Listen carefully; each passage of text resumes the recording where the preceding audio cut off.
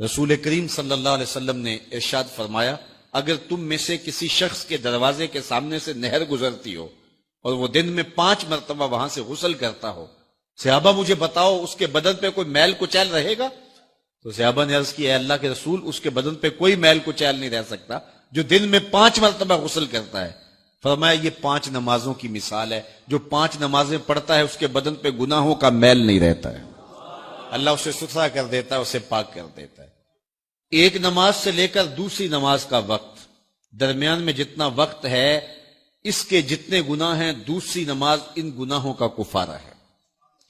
حضرت سلمان فارسی اور حضرت ابو عثمان سفر پہ جا رہے تھے، پت جھڑ کا موسم تھا، ایک درخت آیا جس کے پتے زرد ہو گئے تھے، تو حضرت سلمان فارسی نے شاخ پکڑی اور جھٹکا دیا، سارے پتے گر گئے۔ تو کہا، ابو عثمان تو نے مجھے پوچھا نہیں کہ یہ میں نے کیوں کیا ہے؟ حضرت ابو عثمان نے کہا، میں نے نہیں پوچھا، آپ بتائیں آپ نے ایسا کیوں کیا ہے؟ تو حضرت سلمان فارسی کہنے لگے، ایک دن میں رسول اللہ کے ساتھ تھا، سفر پہ تھا، ایسے ہی ایک درخت آیا جس کے پتے زرد ہو چکے تھے، حضور نے شاخ پکڑی، جنبش دی، جھٹکا دیا، پتے گر گئے۔ حضور نے مجھے دیکھا اور کہا، اے سلمان تو نے مجھے پوچھا نہیں کہ میں نے ایسا کیوں کیا ہے؟ تو میں نے کہا، بندہ نواز آپ بتا دیں آپ نے ایسا کیوں فرمایا ہے؟ فرمایا، سلمان جس طرح میں نے اس شاخ کو جنبش دی اور اس پر کوئی بھی پتا نہیں رہا، سارے گر گئے، جب بندہ نماز کے لیے کھڑا ہو جاتا ہے بدن کے سارے گناہ جڑ جاتے ہیں۔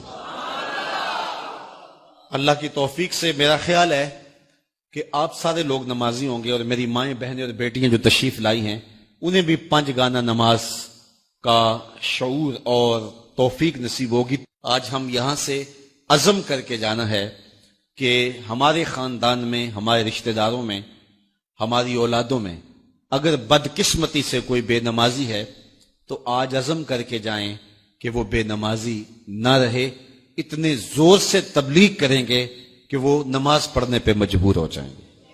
یہ اولاد کے ساتھ ہمدردی نہیں ہے، ساری رات اولاد جاگتی رہے اور جب نماز کا وقت آ جائے تو ماں کہتی ہے، بیٹے سو جا، اب تو اذان کا وقت ہو گیا۔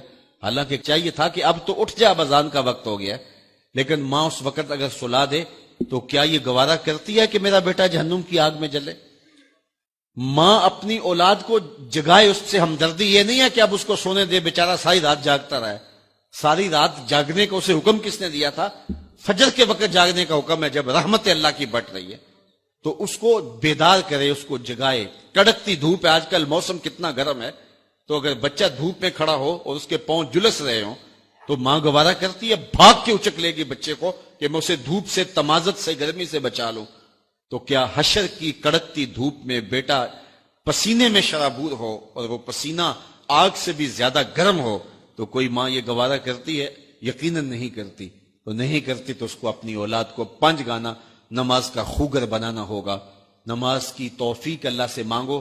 آج کے اس اجتماع میں یہی پیغام ہے اور یہی دعوت ہے اور یہی قرآن مجید کی تعلیمات کا خلاصہ ہے۔ 1 بار نہیں، 2 بار نہیں، 10 بار نہیں، 20 بار نہیں، 100 بار نہیں، قرآن و حدیث کے اندر 750 مرتبہ نماز کا حکم آیا ہے۔ آپ ذرا غور کیجئے، 1 مرتبہ کہہ دینا کیا کافی نہیں ہے؟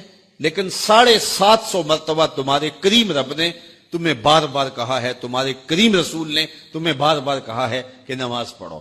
تو اگر ہم اتنی بار سننے کے بعد بھی نماز نہیں پڑھیں گے تو پھر ہم کہاں کھڑے ہوں گے؟ اور دوسری بات ہے کہ اتنی تاکید کی گئی ہے، اتنی تاکید کی گئی ہے، تو یہ کتنا بڑا جرم تھا نماز کا ترک کرنا کہ بار بار کہا گیا ہے۔ جب آگے سامنے آگ جل رہی ہو اور کوئی دوڑ کے چھلانگ لگانا چاہ رہا ہو تو پھر ماں کی ممتا اتنی ہوتی ہے کہ اس کو 100 بار بھی روکنا پڑے تو بچے کو روکتی ہے، اس لیے وہ جانتی ہے کہ آگے آگ ہے، اور اگر میں اس کو نہ روک پائی تو سیدھا آگ میں چھلانگ لگائے گا۔ اللہ ماں سے بھی زیادہ پیار کرتا ہے، رسول اللہ ماں سے بھی زیادہ پیار کرتے ہیں، اس لیے 1 بار نہیں، 2 بار نہیں، 10 بار نہیں، 100 بار نہیں، 750 مرتبہ کہا کہ تمہاری نماز نہیں چھوٹنی چاہیے۔ تو سونے سے قبل 5 انگلیاں بھی گن لو اور 5 نمازیں بھی گن لو۔ یہ عنوان تشنا رہ گیا کیونکہ وقت کے دامن میں اتنی گنجائش نہیں ہے، تو میں جو کہا گیا مجھے امید ہے کہ یقیناً یہ آپ کی روحوں تک اترا ہوگا، اور اگر بدقسمتی سے کوئی بے نمازی ہے تو آج کے بعد بے نمازی نہیں رہے گا۔ اور ہم اپنے ماحول میں اپنی اولاد سے اگر پیار کرتے ہیں، حقیقی پیار ہمیں، تو پھر ان کو 5 گانا نماز کا عادی بنانا ہوگا اور ان کی پیشانیوں میں سجدے رکھنے ہوں گے۔ اللہ مجھے آپ کو اپنی رحمتوں کے حصار میں رکھے۔